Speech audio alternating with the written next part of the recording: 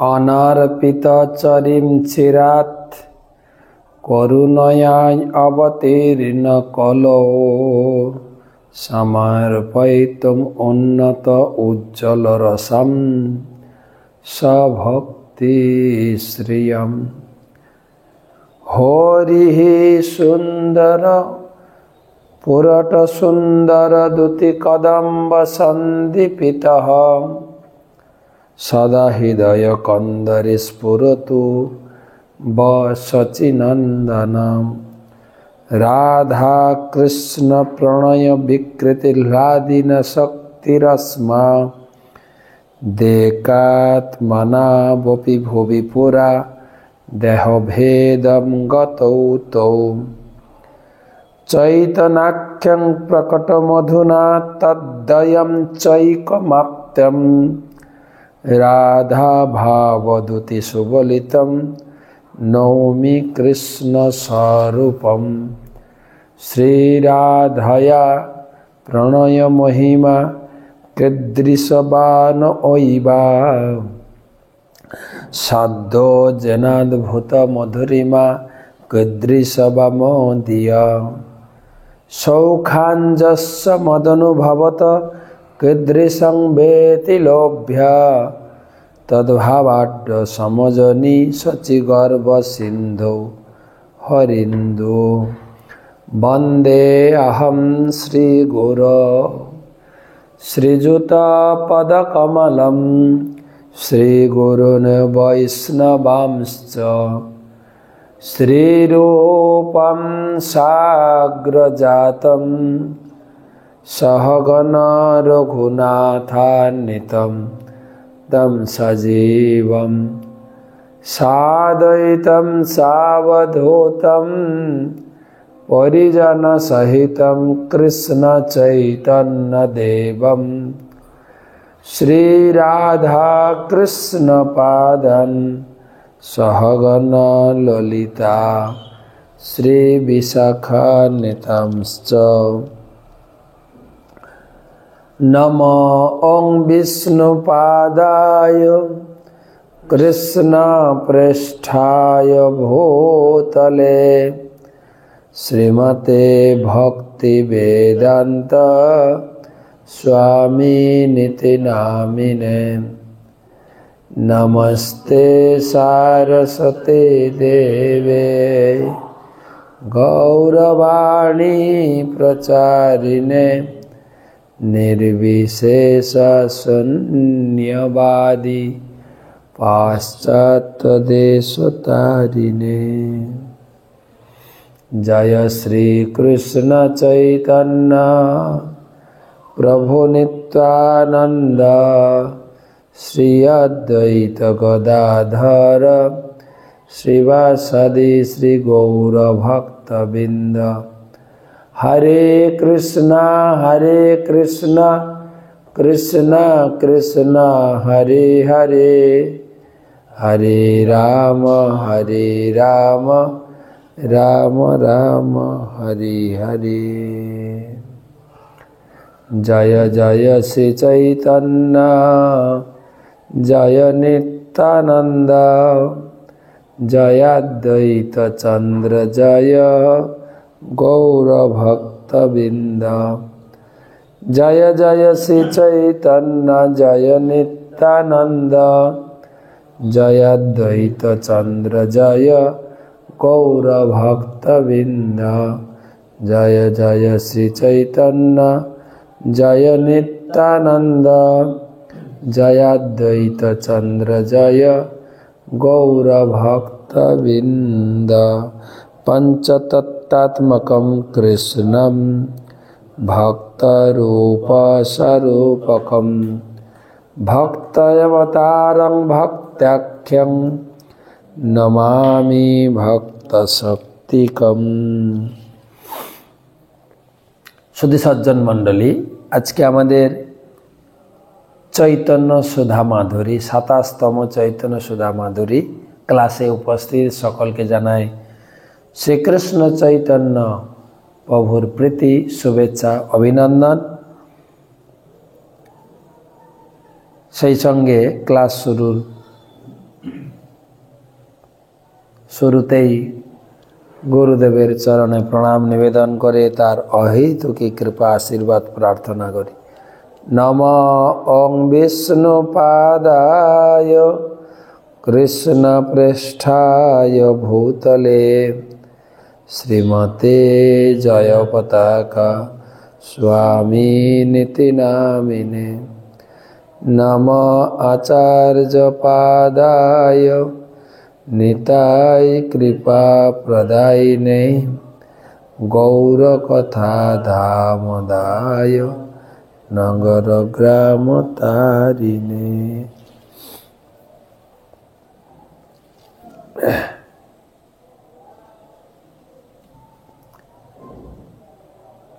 আজকের আলোচনা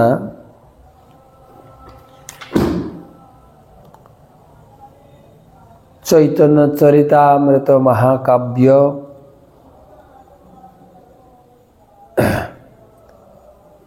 আদি লীলা তৃতীয় পরিচ্ছেদের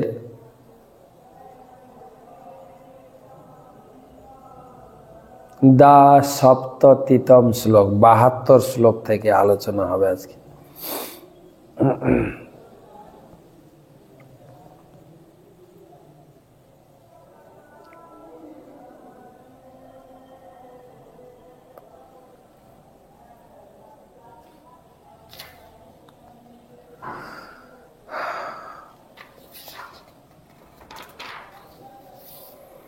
অদ্বৈত নিত্যানন্দ চৈতন্যের দুই অঙ্গ,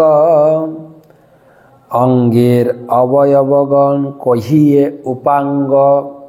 আলোচনা হচ্ছে চৈতন্য মহাপ্রভুর আবির্ভাবের মূল কারণ বা বিশেষ কারণ।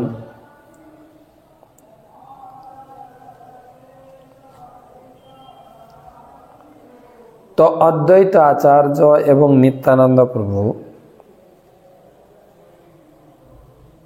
চৈতন্যের দুই অঙ্গ,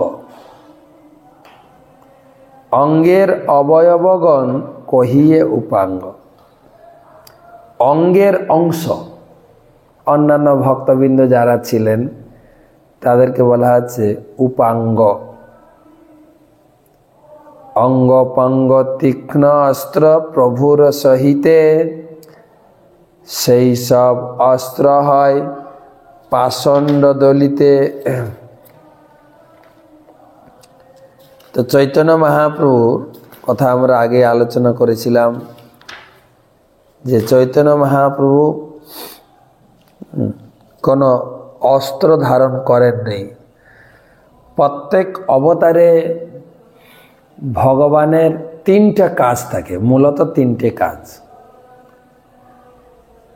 পরিত্রাণায় সাধুনাম বিনাশায় দুষ্কৃতম ধর্ম সংস্থাপনার্থায়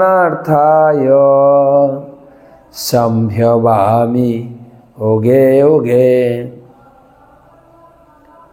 পরিত্রাণায় সাধুনাম, সাধুদের আনন্দ বিধানের জন্য, দুষ্কৃতি বিনাশ এবং ধর্ম সংস্থাপন। কিন্তু চৈতন্য অবতারে তিনি দুষ্কৃতি বিনাশ করেননি। যদি রামলীলার সঙ্গে একটু সংযোগ করা যায়, ভগবান রামচন্দ্র যখন 14 বছর বনবাসের ছলে তিনি যখন বন ভ্রমণ করেছিলেন এবং সাধুদের দর্শন দিয়েছিলেন, পরিত্রাণায় সাধুনাম। পথে যেতে যেতে চিত্রকূট পর্বতের এক স্থানে দেখেন হাড়ের পাহাড়, হাড় কঙ্কালের পাহাড়। সীতা মা দেখে অনেকটাই হতবাক হয়ে গেলেন, আশ্চর্যচকিত হয়ে গেলেন। বলে, প্রভু এটা কিসের, কাদের হাড়গোড় সব? বলছেন আমি রাক্ষস বধ করেছি। এই রাক্ষসেরা সাধু মহাত্মাদের উত্ত্যক্ত করেন, খেয়ে ফেলে, তাদেরকে আমি হত্যা করেছি। হত্যা কথাটি শুনে সীতা মায়ের একটু হৃদয়ে আঘাত লাগে। তিনি তো মা, সকলের মা। তিনি ভক্ত, অভক্ত, অসুর, দেবতা সকলের মা। তিনি মাতৃ স্নেহাবশত তিনি বলছেন, না, এরকম হত্যা করা ঠিক নয়, তুমি আমাকে কথা দাও অস্ত্র ধারণ করবে না। ভগবান বললেন, তথাস্তু, নেক্সট অবতারে আমি অস্ত্র ধারণ করব না। তখন ভগবান কৃষ্ণ অবতারে অস্ত্র ধারণ করেননি, কিন্তু অসুর বিনাশ করতে তিনি ছাড়েননি। প্রচুর অসুর বিনাশ করেছেন। পুতনাবধ, অঘাসুর, বকাসুর, প্রলম্বাসুর, ধেনুকাসুর, প্রচুর অসুর বধ করেছেন। তো সেই সীতা দেবী রাধার নেই। তিনি বললেন, আরে তুমি অস্ত্র ধারণ করছো না, কিন্তু অসুর বধ লীলা তো তোমার বন্ধ হচ্ছে না। হত্যাকার্য বা বধ তুমি তো করছই। তাই সীতা দেবী রাধারানী এই চৈতন্য অবতারে, চৈতন্যের ভিতরে তিনি প্রবেশ করে এলেন। বহি কৃষ্ণ অন্তরাধা, তুমি কাউকে বধ করতে পারবে না। তাই আমাদের প্রাণের ঠাকুর গৌরাঙ্গ মহাপ্রভু প্রাণে না মারিল, জগতে যাচিল, যাচিয়া যাচিয়া দিলেন কল। যেতে যেতে হরিনাম তিনি দান করেছেন, সবাইকে তিনি তার বুকে আলিঙ্গন দিয়েছেন, কোলে স্থান দিয়েছেন। তো তার এই শ্লোকে বলা হচ্ছে অস্ত্র, তিনি অস্ত্র নিয়ে আসেন। আমি বলছি অস্ত্র আনেননি, কবিরাজ গোস্বামী বলছেন অস্ত্রটা কি না, কৃষ্ণ বর্ণম তিসাহ কৃষ্ণ সাঙ্গ পাঙ্গাস্ত্র পার্শ্বদম। এর আগে এই শ্লোকটা আমরা পড়েছি। যজ্ঞই সংকীর্তন প্রায় যজন্তি হি সুমেধস। তার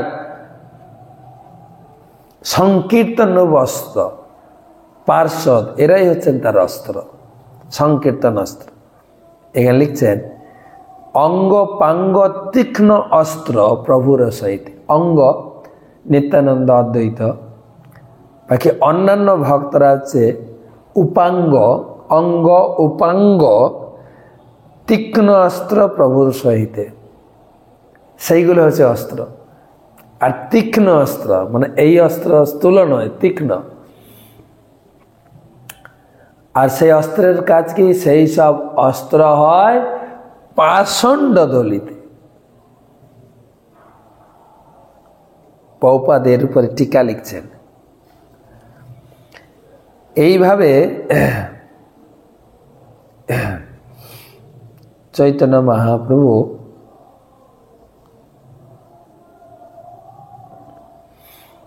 এইভাবে, এখানে পাষণ্ড শব্দটি বিশেষ তাৎপর্যপূর্ণ। যে মানুষ পরমেশ্বর ভগবানকে স্বর্গের দেবদেবীদের তুলনা করে তাকে বলা হয় পাষণ্ড। পাষণ্ডেরা ভগবানকে জড়স্তরে নামিয়ে আনার চেষ্টা করে। কখনো কখনো তারা তাদের মন গড়া ভগবান তৈরি করে, অথবা একজন সাধারণ মানুষকে ভগবান বলে প্রচার করে। পাপী পাষণ্ডের কথা আমরা শুনেছি, কিন্তু এখানে তীক্ষ্ণ অস্ত্র দিয়ে বধ করা হচ্ছে কাদের? এমনি পাষণ্ড যারা ভগবানকে মানে না, পাপ কর্ম করে, তাদেরকে পাষণ্ড বলা হয়। কিন্তু এখানে পাষণ্ড অর্থে যারা ভগবান এবং দেবদেবীকে এক বলে মনে করে, তারা পাপী না, তারা পাষণ্ড। ধার্মিক তো নয়, সে কথা বিভিন্ন পুরাণে, যস্তু বিশেষ করে পদ্ম পুরাণে, যস্তু নারায়ণং দেবৈ ব্রহ্মোত্তর রুদ্র দেবতৈ, যিনি নারায়ণকে ব্রহ্মা শিবের সঙ্গে তুলনা করে, নারায়ণ হচ্ছেন ভগবান, শিব এবং ব্রহ্মা ভগবান নন। আর অন্যান্য দেবদেবীর কথা তো ছেড়েই দেন, সব পাষণ্ডী ভবের ধ্রুবন, তারা হচ্ছে পাষণ্ডী। এই সমস্ত শাস্ত্রের গূঢ় কথা আমরা অনেকে জানি না, পড়ি না, শুনিও না। ধর্ম করতে হয় করি, ঠাকুর দেবতাদেরকে পূজা করতে হয় করি, কিন্তু সঠিকভাবে শাস্ত্রের বিচারে ধর্ম করাটা আমরা শিখি নাই। তাই শাস্ত্রের এই সমস্ত কথা যখন তুলে ধরা হয়, কিছু কিছু সোশ্যাল মিডিয়ার ছেলে ছোকরা বেরিয়েছে, এই সমস্ত কথাগুলোকে নিয়ে একটু কাটছাট করে দেখো দেখো দেখো ইস্কনের লোকেরা কি বলছে, যারা দেবদেবীর পূজা করে তারা নাকি পাষণ্ড। আর ইস্কনের লোকেরা বলছে না তো, পদ্মপুরাণে বলছে, পদ্মপুরাণ পড়ুন। আপনি অবশ্যই দেবদেবীকে পূজা করবেন, অবশ্যই দেবদেবীকে শ্রদ্ধা করবেন। দেবদেবীর কাছে গিয়ে আপনি আপনার দুঃখের কথা নিবেদন করবেন, প্রার্থনা করবেন, দেবদেবীদের আশীর্বাদ লাভ করবেন, এটার মধ্যে কোনো মতভেদ নেই।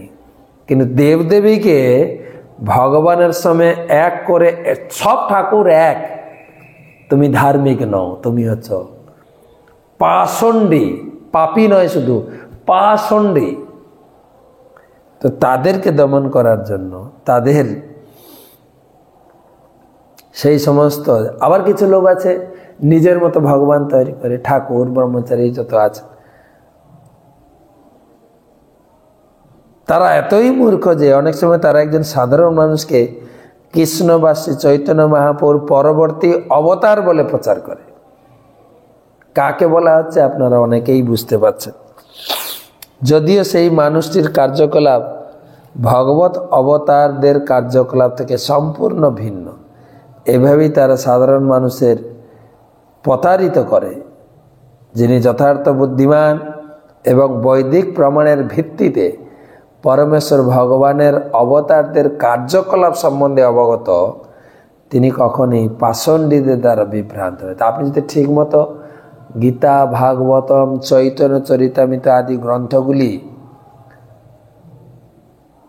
পাঠ করে উপলব্ধি করতে পারেন, তাকে এই সমস্ত কথা, সাধারণ লোকের কাছে এটা একটা খুব সুন্দর শুনতে মনে হয়, আরে ঠাকুরের ভিতরে আবার কি ভেদ আছে, সব ঠাকুর তো এক। সাধারণ লোকের কাছে ভালো লাগতে পারে, কিন্তু যারা পণ্ডিত, যারা শাস্ত্র জ্ঞান জানেন, যারা ভক্ত, তাদের কাছে এই কথাগুলোকে ছি ছি করে। যখন মহাপ্রভু তিনি ভক্ত ভাব নিয়ে জগতে এসেছিলেন, ভক্তরা তাকে ভগবান বলে জানতেন, শাস্ত্রের বিচারে তিনি ভগবান। কিন্তু সর্বসমক্ষে যখন তাকে ভগবান বলা হতো, তিনি কানে আঙ্গুল দিয়ে শ্রী বিষ্ণু শ্রী বিষ্ণু শ্রী বিষ্ণু করুন। এইভাবে আমরা যেন সাধারণ লোকে ভগবান না বলি, এটাই ছিল মহাপ্রভুর শিক্ষা। পাষণ্ড অথবা নাস্তিকেরা কখনোই পরমেশ্বর ভগবানের লীলাবিলাসের তত্ত্ব অথবা ভগবত ভক্তির তত্ত্ব বুঝতে পারে না। তারা মনে করে যে ভগবত ভক্তি সকাম কর্মের কোনো অংশে শ্রেয় নয়। নাম অপরাধেও ৮ম নম্বর অপরাধটা মনে রাখবেন, ভগবত ভক্তিকে বৈদিক কর্মকাণ্ডে বর্ণিত কোনো পুণ্য কর্ম বলে মনে করা নাম অপরাধ। ভগবত গীতায় ৪র্থ শ্লোকের ৮ম অধ্যায়ে প্রতিপন্ন করা হয়েছে, পরিত্রাণায় সাধুনাম বিনাশায়শ্চ দুষ্কৃতাম धर्म संस्थापनार्थाय संभवामि যুগে যুগে। দুষ্কৃতেরা পরমেশ্বর ভগবান ও তার ভক্তরা সাধুদের পরিত্রাণ করেন, দুষ্কৃতিকারীদের বিনাশ করেন এবং সমস্ত মূর্খ নাস্তিকদের দমন করে। দুষ্কৃতিকারীরা সর্বদাই পরমেশ্বর ভগবানকে অস্বীকার করে এবং নানাভাবে ভগবত ভক্তির পথকে কণ্টকিত করতে চায়। তাদের এই অন্যায় প্রচেষ্টা দমন করার জন্য ভগবান তার নির্ভরযোগ্য প্রতিনিধিকে প্রেরণ করেন অথবা স্বয়ং আবির্ভূত হন। তাই চৈতন্য মহাপ্রভুর অঙ্গ হচ্ছেন দুজন, নিত্যানন্দ অদ্বৈত, উপাঙ্গ হচ্ছে অন্যান্য মহাপ্রভুর পার্শ্বদেরা। আর এটাই হচ্ছে মহাপ্রভুর অস্ত্র। কিসের জন্য? পাষণ্ড দলিতে। পাষণ্ডদের তদানীন্তনকালের এই নবদ্বীপে এই বিভিন্ন প্রকার কর্মকাণ্ড এবং শক্তি আরাধনার পীঠ হয়ে দাঁড়িয়েছিল। আর অদ্বৈত আচার্য প্রভু চিন্তা করেছিলেন জগতের এই অবস্থা থেকে রক্ষা করার দ্বিতীয় কোনো সমাধান নেই। হে কৃষ্ণ, তোমাকেই আসতে হবে, তুমি এলে এই জগতের রক্ষা সম্ভব। তাই চৈতন্যদেব এসেছিলেন। নিত্যানন্দ গোসাই সাক্ষাৎ হলধর, অদ্বৈত আচার্য গোসাই সাক্ষাৎ ঈশ্বর। আমার আগেও শুনেছি, বজেন্দ্র নন্দন যেই শচীসুত হইল সেই, বলরাম হইল নিতাই। তো বলরাম বা হলধর হচ্ছেন সাক্ষাৎ নিত্যানন্দ প্রভু। আর অদ্বৈত কেন? অদ্বৈত যা দ্বৈত নয়, তিনি সাক্ষাৎ ঈশ্বর, মহাবিষ্ণুর অবতার, সেজন্য অদ্বৈত আচার্য সাক্ষাৎ ঈশ্বর। শিবাসাদি পারিষদ সৈন্য সঙ্গে লইয়া, দুই সেনাপতি বলে কীর্তন করিয়া। এগুলো তো সহজ শ্লোক, বুঝতে পারছেন আশা করি। শ্রীবাসাদি যেটা উপাঙ্গ বলা হয়েছে, তারা হচ্ছেন মহাপ্রভুর সৈন্য। আর দুই সেনাপতি হচ্ছেন নিত্যানন্দ রায় আর হচ্ছেন অদ্বৈত আচার্য প্রভু, দুই সেনাপতি। পাষণ্ড দলনা বলা, পাষণ্ড দলন বানা নিত্যানন্দ রায়, আচার্য হুঙ্কারে পাপী পাষণ্ডী পলায়।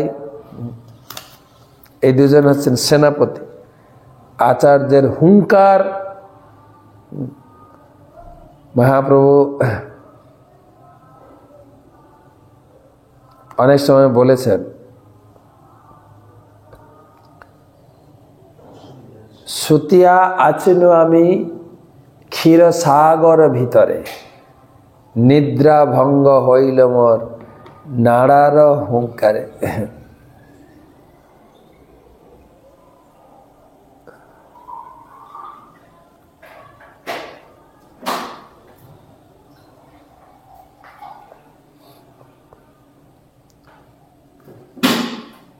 সেজন্য বলছেন, দুই সেনাপতি বলে কীর্তন করিয়া কে না নিত্যানন্দ রায় পাষণ্ড দলন বানা আর অদ্বৈত আচার্যের হুঙ্কার।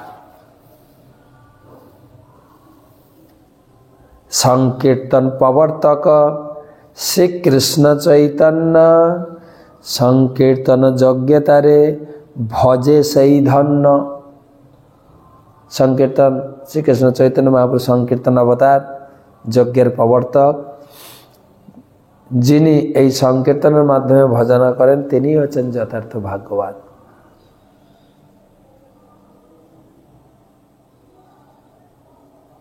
কলিযুগের জন্য মেন যজ্ঞ হচ্ছে সংকীর্তন যজ্ঞ।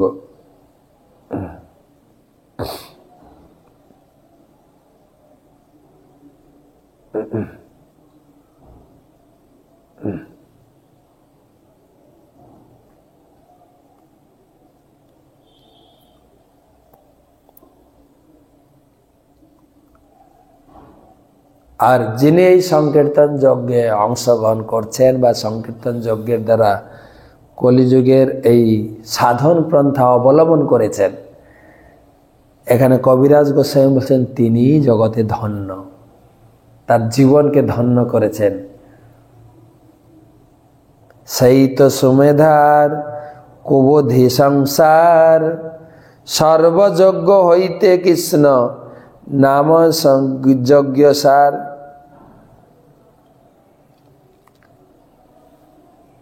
যজন্তি হি সুমেধস, যারা এই সংকীর্তন যজ্ঞে অংশগ্রহণ করেছেন তারাই হচ্ছেন বুদ্ধিমান, সুমেধা। সেই তো সুমেধা। আর সারা জগৎ যত লেখাপড়া থাক, যত বুদ্ধি থাক, টেকনোলজি থাক, কুবুদ্ধি সংসার মায়ার আবর্তে কেবল ভ্রমণ করবে।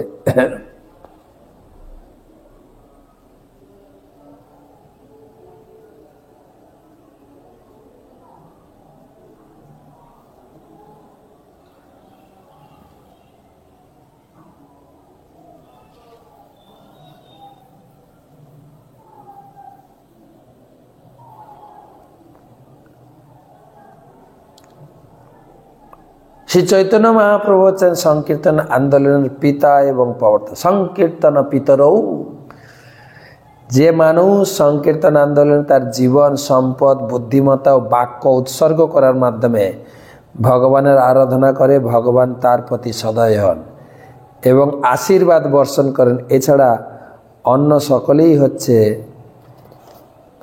মূর্খ, কেননা তারা বহু শক্তি ক্ষয় করে যে সমস্ত যজ্ঞ সম্প্রদান করে, তার মধ্যে এই সংকীর্তন যজ্ঞ হচ্ছে সর্বশ্রেষ্ঠ। কোটি অশ্বমেধয়ার কৃষ্ণ নাম সম, যেই কহে সে পাষণ্ডী দণ্ডে তার যম। কোটি অশ্বমেধ যজ্ঞ, এর আগে বললাম না যে নাম অপরাধের অষ্টম অপরাধ, যে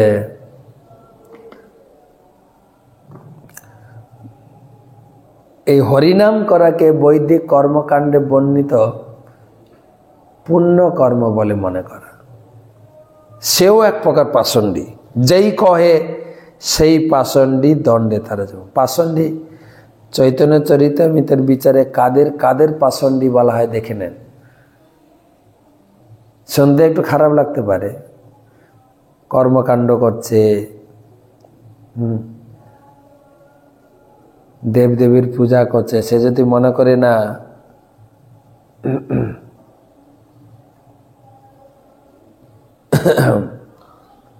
যে না সব ঠিক আছে, সে আরেক পাষণ্ডী। প্রভুপাদ তাৎপর্য লিখছেন, ভগবানের দিব্য হরে কৃষ্ণ মহামন্ত্র জপ বা কীর্তন করার সময় 10টি অপরাধ বর্জন করার নির্দেশ দেওয়া হয়েছে।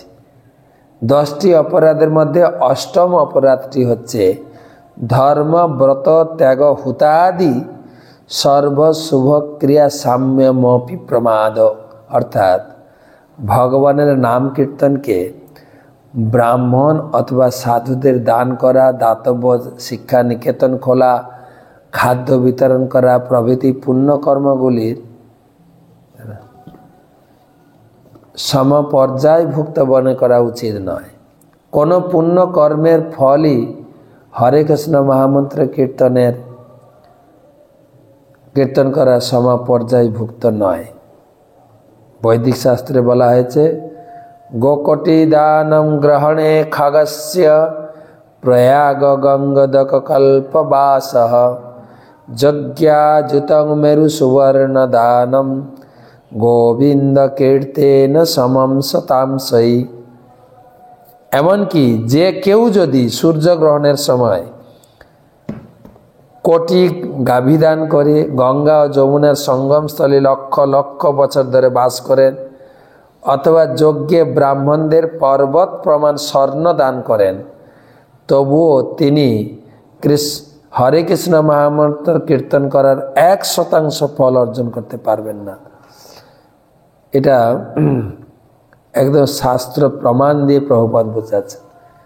गोकोटी दानम खगस्य ग्रहणे खगस्य, सूर्य ग्रहणের समय कोटी कोटी यदि केउ गाई दान करे प्रयाग गंगा दककल्प वासः गंगा যমুনার संगमस्थले लक्ष लक्ष बछर धरे यदि बास करे यज्ञाजुतं मेरु सुवर्ण दानम यज्ञे ब्राह्मणदेर पर्वत प्रमाण स्वर्ण दान करे गोविंद कीर्तन समम सतम सही गोविंद कीर्तनेर बा भगवानेर नाम कीर्तनेर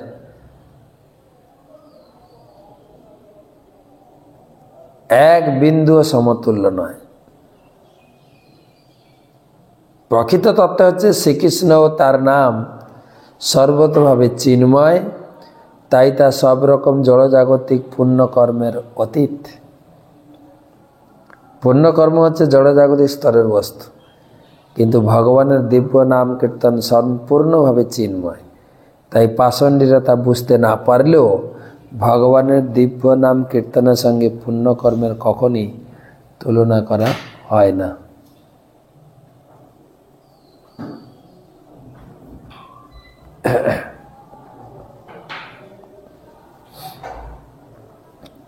भागवत संदर्भ ग्रंथेर मंगलाचरणे ए श्लोक जीव गोस्वामी करियाছেন ব্যাখ্যানে। भागवत संदर्भ ग्रंथेर मंगलाचरणे श्रील जीव गोस्वामी सेई तत्व विश्लेषण करे निम्नलिखित आरेकटी श्लोक तुले धरेছেন। अंत कृष्ण बहि गौरम दर्शितांगादि वैभवम कलौ संकीर्तनाद्वयी स्म कृष्ण चैतन्य माश्रितः।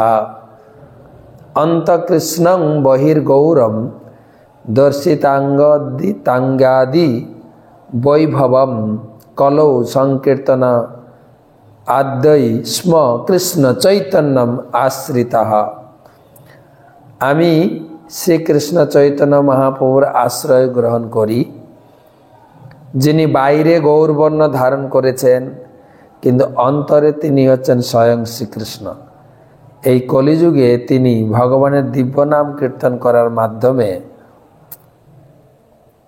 তার বৈভব অঙ্গ ও উপাঙ্গ প্রদর্শন করেছেন।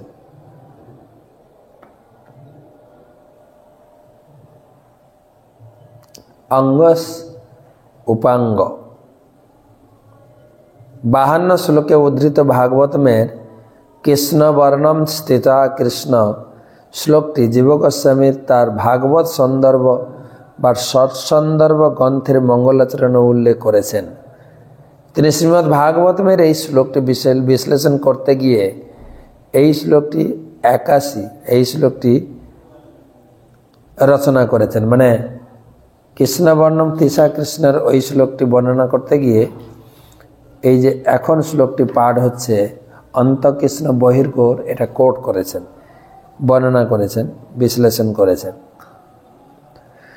যা হচ্ছে মঙ্গলাচরণের দ্বিতীয় শ্লোক। শ্রীমদ্ ভাগবতমের এই শ্লোকটি নবজবগেন্দ্র নামক 9 জন শ্রেষ্ঠ মুনির অন্যতম করভাজন মুনির উক্তি। এটাও ভাগবতম থেকে নেওয়া। श्रील जीव गोस्वामीर कृत सत्संदर्भेर भाष्य सर्वसंवादिनीते এই শ্লোকটি বিশদভাবে ব্যাখ্যা করা হয়েছে।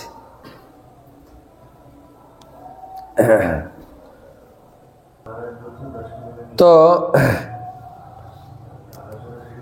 অন্তঃকৃষ্ণ বলতে তাকেই বোঝায় যিনি নিরন্তর শ্রীকৃষ্ণের কথা চিন্তা করেন। এটি হচ্ছে শ্রীমতী রাধারানীর ভাব, যিনি যদিও বহু ভক্তই সর্বক্ষণ শ্রীকৃষ্ণের চিন্তা করেন, কিন্তু কেউ ব্রজগোপিকাদের মতো এত গভীরভাবে শ্রীকৃষ্ণের কথা চিন্তা করতে পারেন না, এবং তাদের মধ্যে শ্রীমতী রাধারানী হচ্ছেন শ্রেষ্ঠ।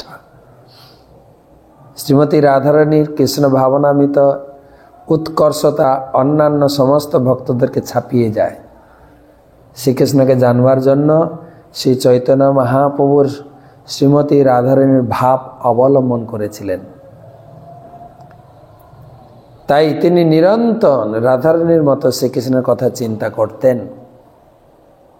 নিরন্তর ভগবান শ্রীকৃষ্ণের চিন্তার দ্বারা তিনি সর্বদা শ্রীকৃষ্ণকে আবৃত করে রেখেছেন।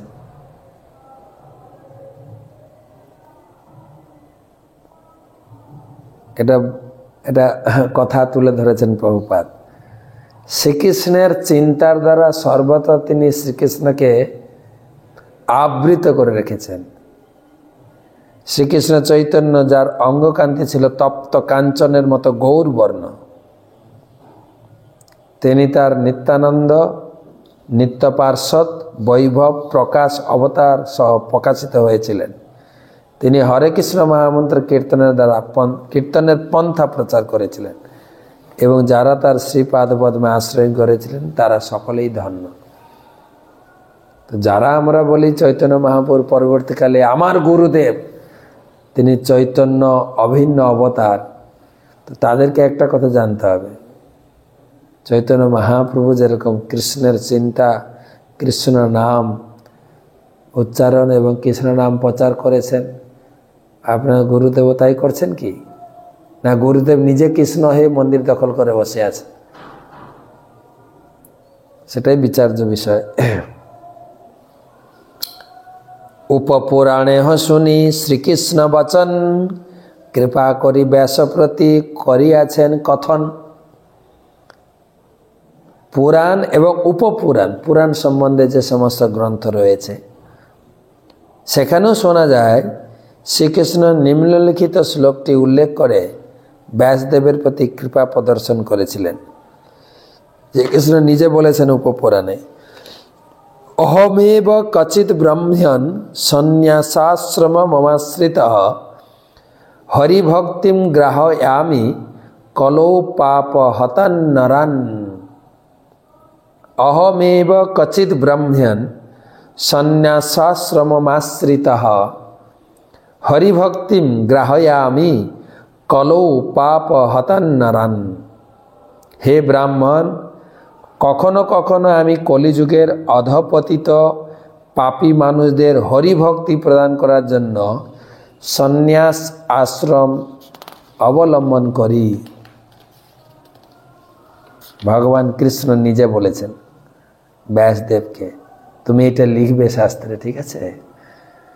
অহমেব কচিৎ ব্রাহ্মণ সন্ন্যাসাশ্রমমাশ্রিতঃ হরিভক্তিম গ্রাহয়ামি কলৌ পাপ হতান নরান।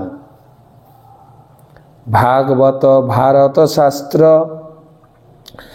আগম পুরাণ চৈতন্য কৃষ্ণ অবতারে প্রকট প্রমাণ। চৈতন্য মহাপ্রভু যে স্বয়ং কৃষ্ণ, তিনি কলিযুগে অবতীর্ণ হয়েছেন, কৃষ্ণ স্বয়ং চৈতন্য রূপে অবতীর্ণ হয়েছেন।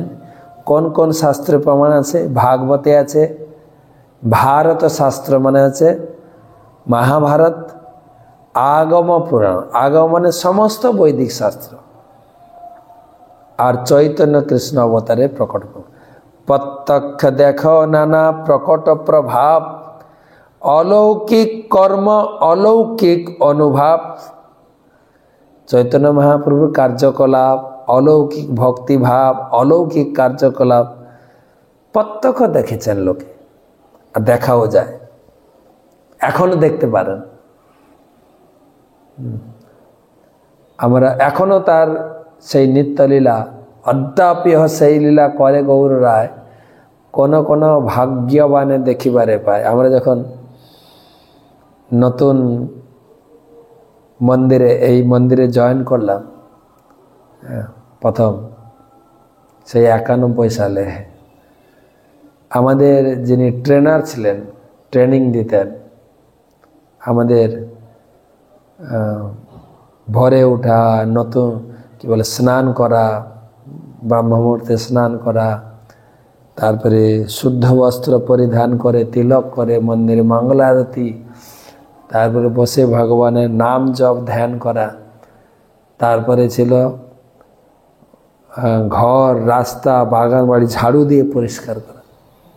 যখন ঝাড়ু দিতাম তো উনি আসতেন, রাস্তায় পা ঘষতেন, পা ঘষে দেখে দেখো আমার পায়ে কত ধুলো লেগেছে, পাথর লেগেছে, ছোট ছোট নুড়ি পাথর, তোমরা ভালো করে ঝাড়ু দাও।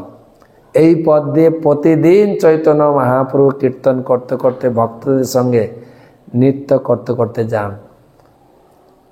তার চরণ পদ্ম অতীব কোমল, এই সমস্ত সূক্ষ্ম বালি কাঁকর চরণকে আঘাত করবে না,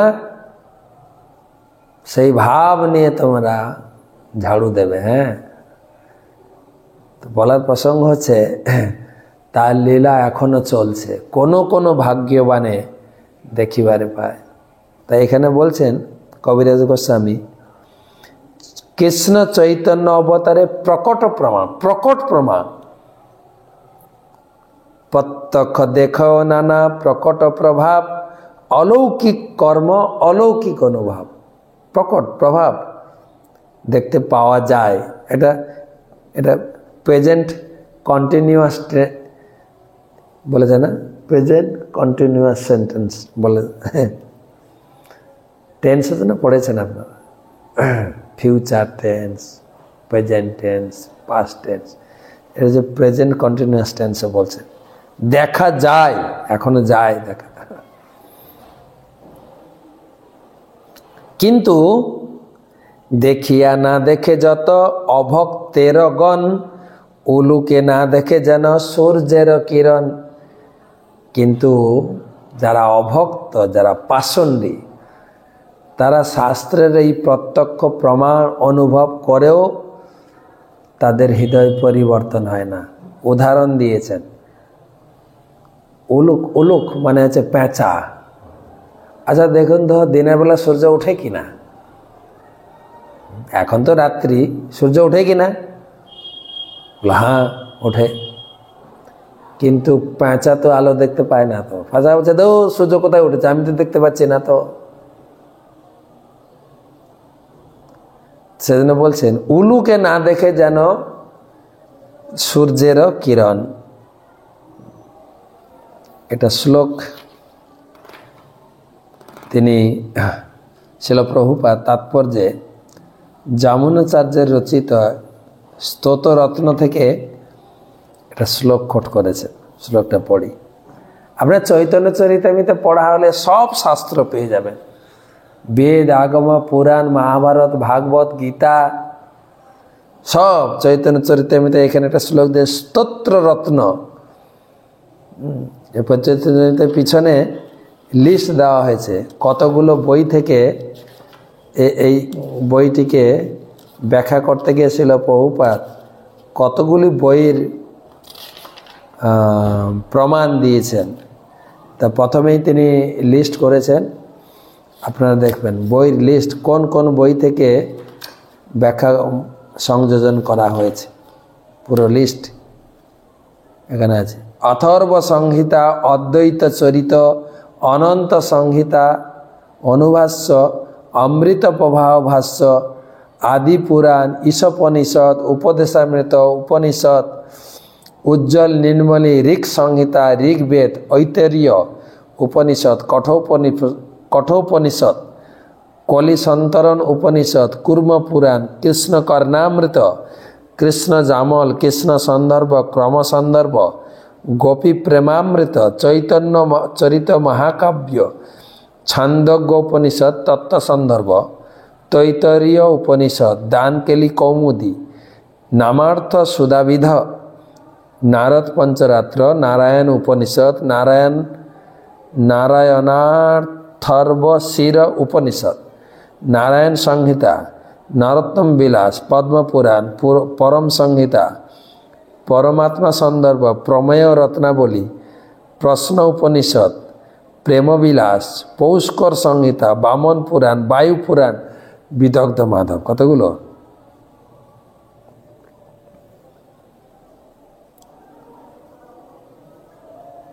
42টা শাস্ত্রের এখানে লিস্ট করা হয়েছে।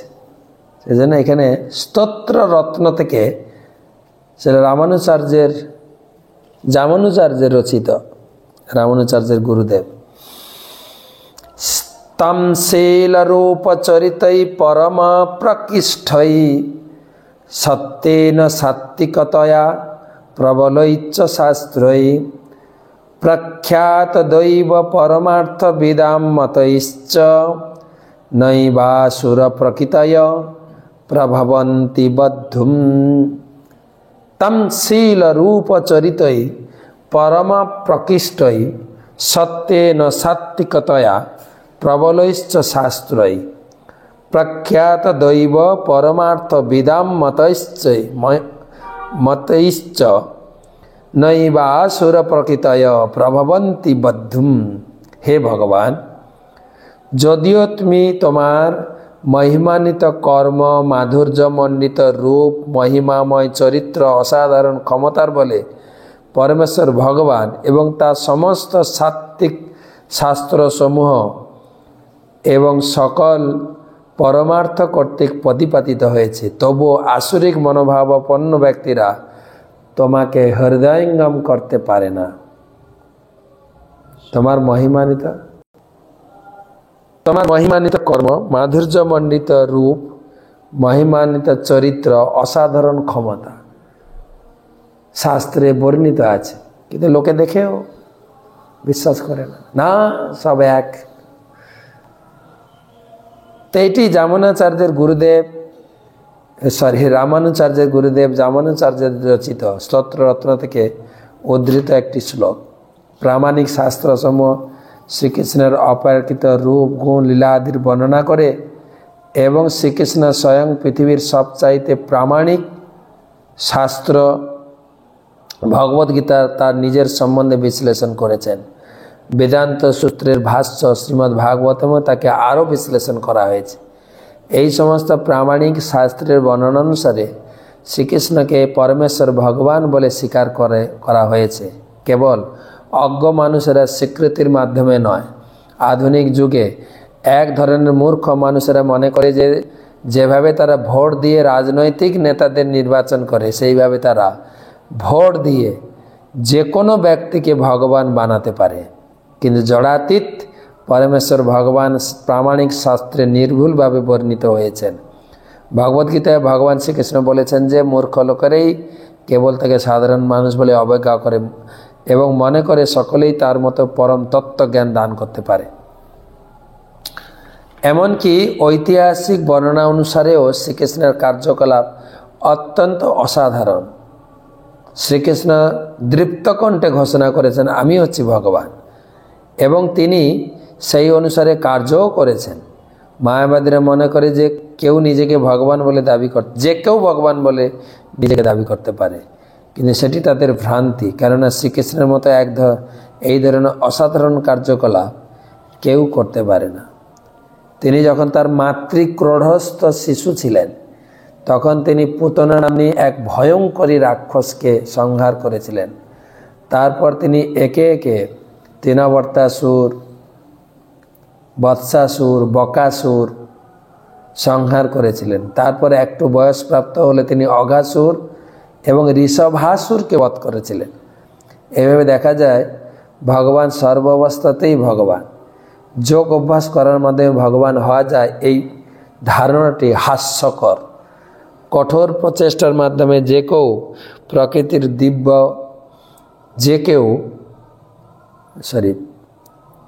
কঠোর প্রচেষ্টার মাধ্যমে কেউ তার দিব্য প্রকৃতির সম্বন্ধে অবগত হতে পারে, কিন্তু কেউই ভগবান হতে পারেন না।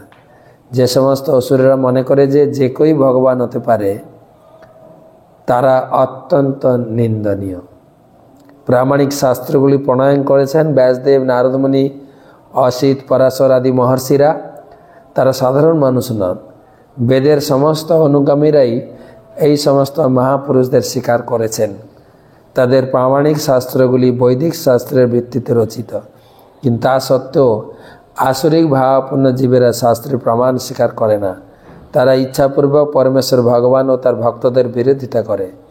আজকাল তথাকথিত ভগবানের অবতার বলে নিজেদের জাহির করে মন গড়া কতগুলি কথা লিখে সাধারণ মানুষের কাছ থেকে ভগবান বলে স্বীকৃতি আদায় করার একটি কায়দা হয়ে দাঁড়িয়েছে। এই ধরনের আসরিক মনোভাবাপন্ন মানুষদের ভগবদ্গীতার সপ্তম অধ্যায়ে প্রবলভাবে নিন্দা করা হয়েছে। সেখানে বলা হয়েছে যে মূঢ়, নরাধম, মায়ের দ্বারা অপহৃত জ্ঞান আসরিক ভাবাপন্ন দুষ্কৃতকারী মানুষেরা কখনই পরমেশ্বর ভগবানের শরণাগত হতে পারে না। তাদের উলুক বা পাঁচার সঙ্গে তুলনা করা হয়েছে। যারা সূর্যের আলোকে চক্ষু উন্মিলিত করতে পারে না, যেহেতু তারা সূর্যের আলো সহ্য করতে পারে না, তাই তারা অন্ধকারে লুকিয়ে থাকে এবং কোনো দিনই সূর্যকে দেখতে পায় না, তাই বিশ্বাস করতে পারে না যে সূর্যের আলোক রয়েছে। তো আজকে এই পর্যন্ত রাখি। আমরা পড়লাম 87 শ্লোক পর্যন্ত। এখন মায়াপুরে দোল উৎসব শুরু হয়ে গেছে গত 25 তারিখ থেকে আগামী 26 তারিখ পর্যন্ত, পুরো 1 মাসেরও বেশি অনুষ্ঠান। তা আজকে হয়ে গেল বিশাল এবং অত্যন্ত আড়ম্বরপূর্ণ অনুষ্ঠান শিল ভক্তি সিদ্ধান্ত সরস্বতী ঠাকুরের শুভ 150তম ব্যাস পূজা মহোৎসব, এবং পরে পরে আরও অনুষ্ঠান রয়েছে। আপনারা আমার ফেসবুকে এবং ইউটিউবে থাকবেন, মায়াপুরের সমস্ত অনুষ্ঠান ঘরে বসেও দেখতে পাবেন। শুভরাত্রি।